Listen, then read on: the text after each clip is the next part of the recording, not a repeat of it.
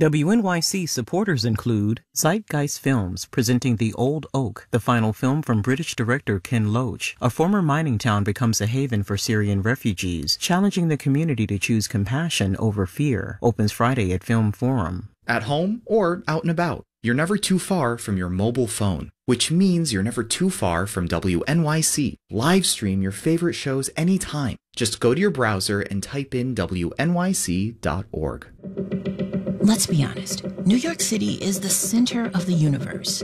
But for many of us, it's home. And what happens on our streets, in our schools, and at City Hall matters. That's why there's NYC Now, the local news podcast from WNYC with 3 short episodes every day. From breaking news to in-depth reporting, listen to NYC Now weekdays wherever you get podcasts.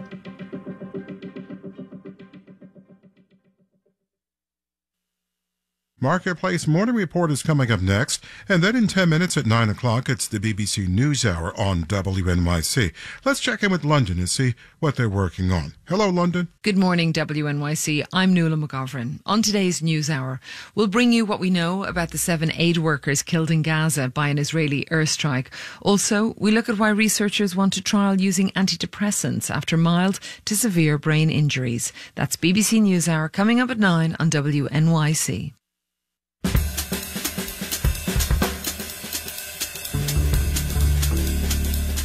The waning moments here of Morning Edition on WNYC. 47 with rain right now. Rain, or at least rain. It looks like rain in the forecast throughout the day. A high near 50, gusty as well. Then tomorrow, more rain. Thursday, rain likely before we dry out on Friday. It is 8:52. This is Morning Edition.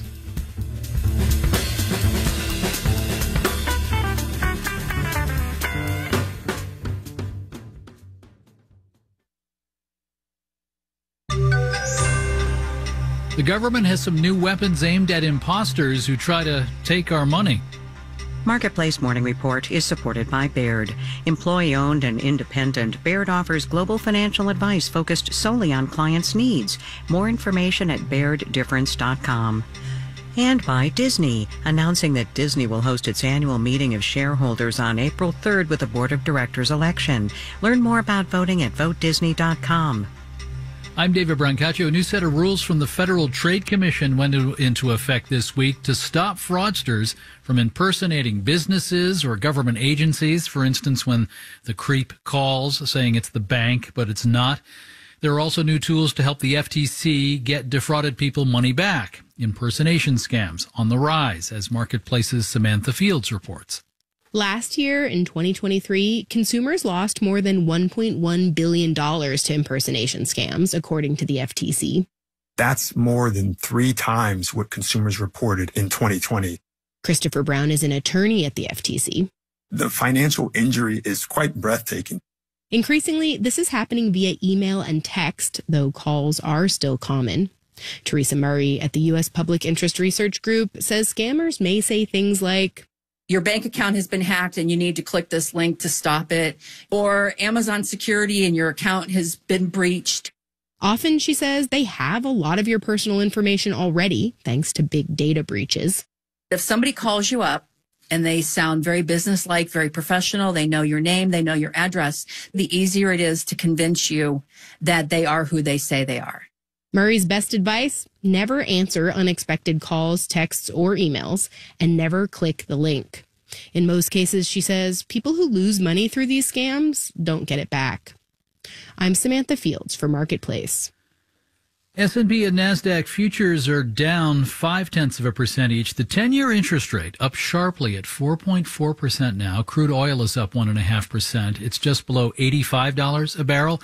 The U.S. and the UK have just signed a deal to cooperate on safeguards for artificial intelligence. The agreement also allows the two countries to share information about emerging AI capabilities and risks as the tech moves ahead quickly. Marketplace's Nova Safo has more. A number of countries have established institutes dedicated to AI safety to figure out things such as how to prevent these new systems from creating dangerous biological materials. Hundreds of companies are participating in the U.S. Institute, including OpenAI, Google, Microsoft, NVIDIA, and Apple. Under an executive order signed by President Joe Biden, they are required to share with the government the results of certain safety tests conducted on their AI models. The new agreement between the United States and the UK will allow their respective institutes to cooperate with one another, sharing information and potentially even conducting exchanges of experts. They'll also perform at least one joint testing exercise and establish what AI testing should be in the first place. The agreement takes effect immediately. I'm Nova Safo for Marketplace. Marketplace Morning Report is supported by Palo Alto Networks. Palo Alto Networks delivers comprehensive cybersecurity protection while automating cyber defense to stop threats so organizations can thrive. Learn more at paloaltonetworks.com. And by Odoo, focused on providing all-in-one open-source business management software with fully integrated applications for every business need. More at odoo.com. And by C3 Generative AI, verified, traceable answers, secure, hallucination-free, LLM-agnostic, IP liability-free. Learn more at c3.ai. The federal program to help low-income families pay their internet bills is running out of money. The program was started during the pandemic when lockdowns and remote schooling and working made internet access even more crucial. More than 23 million households signed up, and there's a link here to healthcare. Sarah Jane Tribble with our partner KFF Health News explains. When Cindy Westman first heard the government would help pay for her internet, she signed up fast. The low-income mother lives in central Illinois and qualified for a $30 discount on her monthly bill. It allows me to allocate that $30 to use that money for gas and transportation. That's something my daughter may need. Westman's daughter is disabled. They live in a rural community, and the family has to spend a lot on gas. To drive to the grocery store and to speech and physical therapy appointments, it's more than an hour's drive to see specialists. Westman also communicates with doctors using a patient portal online. And providers, when they need something from you or trying to get a referral or get paperwork lined up, they will communicate first through the portal than rather call you. And so I have to have that internet accessible to be able to communicate with all doctors. Westman says if she no longer gets the internet discount, she'll make it work. She's thinking about selling some stuff online, like T-shirts and artwork, to cover the bill. At the nonpartisan think tank, the Benton Institute for Broadband and Society, John Horrigan says the discounts have been crucial for many people to stay connected. Most lower-income households qualified for the discount. For low-income connected households, close to half are what I call subscription vulnerable. Meaning they can't always pay their bills. Horrigan also found that about 25% of households that signed up for the discounts had never had internet before. In remote southeastern Idaho, the number of first-time internet subscribers in the program was even higher. Frances Goley is a member of the Shoshone-Bannock tribes. So we have actually enrolled quite a few people, and about 40% of the population that we've enrolled have never had internet ever. In Goley's community, many people qualified for the highest discount, $75 off their internet bill. The digital divide here is massive. They've gone without for so long, so this is really a lifeline. Federal leaders and lawmakers have asked Congress for billions to keep the program running. But as of right now, the subsidies are set to end this spring. In Washington, D.C., I'm Sarah Jane Tribble. That's in association with KFF Health News, an independent source of news, polling, and health policy research.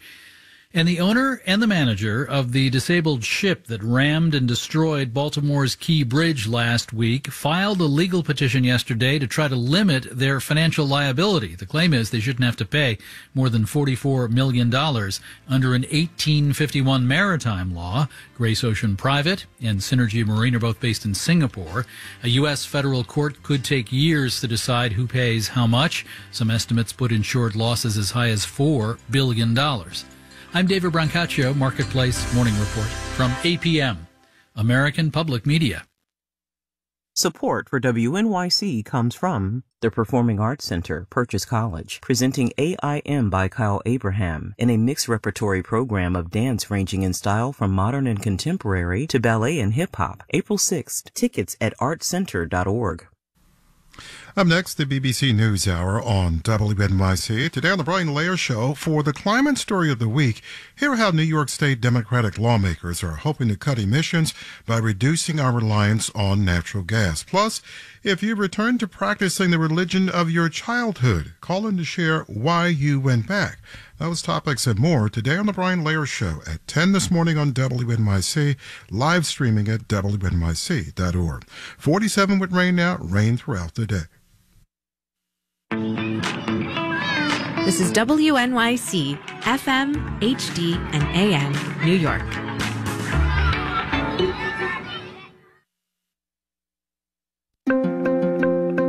Welcome to NewsHour from the BBC World Service. I'm Nuala McGovern. Israel's Prime Minister Benjamin Netanyahu has said 7 food aid workers in Gaza were killed unintentionally by an Israeli airstrike. We'll hear from a charity that has suspended its operations in Gaza due to the danger. This is really, really, really hard to stomach, to understand. These are our partners, our friends, and it's hard because it's also inexplicable. It can't be justified. Also, how anger over migration has become a key issue in South Africa's elections. Plus, we'll hear why researchers want to trial the use of antidepressants after mild to severe brain injuries, and how the 60s brand Biba revolutionised British fashion. Biba was very inclusive before it was a theme. Cosmetics range for black girls. You'd advertise in the gay press, which hadn't been done before. All after this news.